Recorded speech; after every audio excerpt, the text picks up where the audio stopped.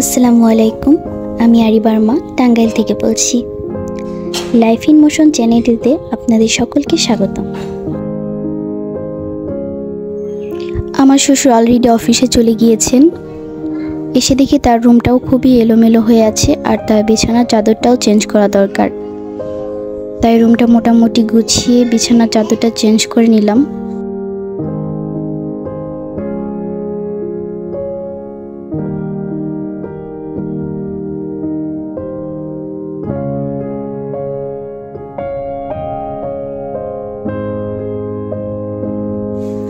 কাজের কি আর শেষ আছে?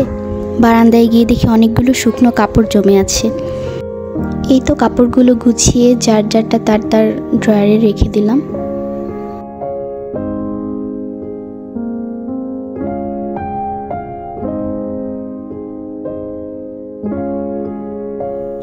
বাবা আজকে দুপুরের খাবারটা বাহিরেই খাবেন, আর আগের কিছু খাবারও রয়ে গিয়েছে, তাই আজকে রান্নার খুব একটা ঝামেলা নেই।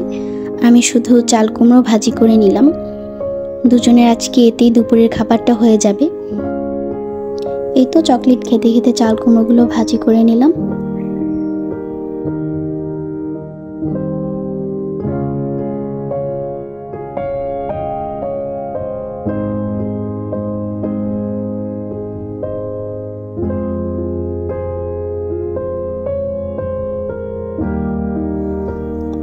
দুপুরে খাওয়া শেষ করে মেয়েকে নিয়ে খেলতে বসেছি। খেলতে বসে দেখি এত রকমের খেলনা থাকতে আমার মেয়েটা এই কলমের বক্সটা দিয়েই খেলছে। জানি না সব বাচ্চারা এরকম কিনা, তবে আমার বাচ্চার ক্ষেত্রে দেখেছি যে খেলনার তুলনায় এমনি কাগজ, টিস্যু বা যে কোনো কিছুর প্যাকেট দিয়ে খেলতেও বেশি পছন্দ করে।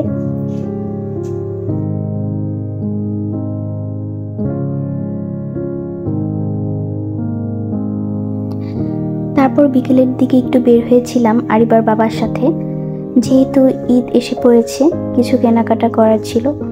যদিও বেশি কিছু কিনবো না, তবে আরিবার প্রথম কোরবানির ঈদ বলে কথা, ওকে তো কিছু কিনে দিতেই হবে। তো আরিবার নানু কিছু টাকা দিয়েছিল, তাই ওর জন্য কয়েকটা ড্রেস নিয়েছি, আর আমার জন্য এই তো একটা ড্রেস নিয়েছি। আমি খুব বেশি গর্জিয়াস কিছু এখন কিনি না, কারণ ছোট বাচ্চা নিয়ে ভালো লাগে না, আর এত গরম পড়ে, এর মধ্যে কমফোর্টেবল কিছু না পরলে ভালো লাগে না। তাই এই তো একটা নর্মাল ডিজাইনের মধ্যেই জামা নিয়েছি, আর এক্সট্রা কিছু লেজ কিনেছি। দেখি আমি আমার মতো যা মাথায় আসে কিছু একটা ডিজাইন করে নেব। আর আমার ছোট একটা বোন আছে, ওর জন্য একটা ড্রেস কিনেছি।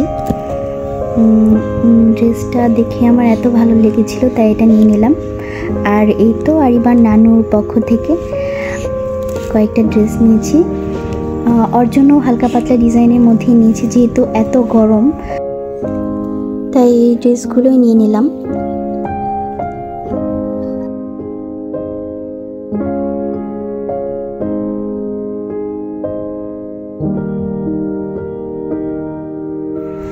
আর এই তো আমি আমার ড্রেসটা রাতেই কেটে নিয়েছি, আজকেই বানিয়ে রাখছি, কারণ জানি না যে কোনো দিন আমি আমাদের বাড়িতে চলে যেতে পারি, তখন আর বানাতে পারবো না। আর আমি আমার সব ড্রেস নিজেই বানাই। আর এই তো রাতে ভাত রান্না হয়ে গিয়েছে। আমি রাতে ভাত খাবো না, রুটি খাবো। স্বপ্না প্রতিদিন রুটি বানিয়ে রেখে যায়, সেগুলো এখন ভেজে নেব।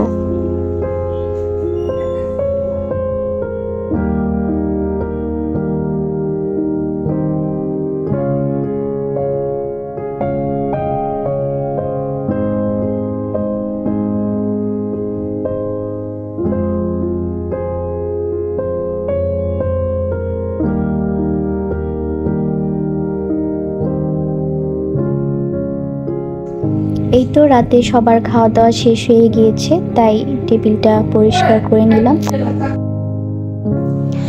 এরপর যখন আমি ভয়েস দিচ্ছিলাম তখন বাইরে খুব বৃষ্টি হচ্ছিল, তাই হয়তো আপনারা একটু নয়েজ পেতে পারেন।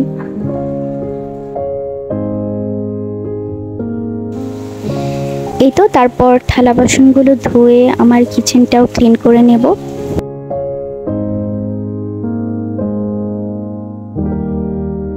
আসলে আমাদের মেয়েদের জীবনটা এরকমই, সকাল থেকে রাত পর্যন্ত একই নিয়মে চলে। আজকে এই পর্যন্তই। সবাই আমার জন্য দোয়া করবেন, আমার মেয়ের জন্য দোয়া করবেন। ভালো থাকবেন।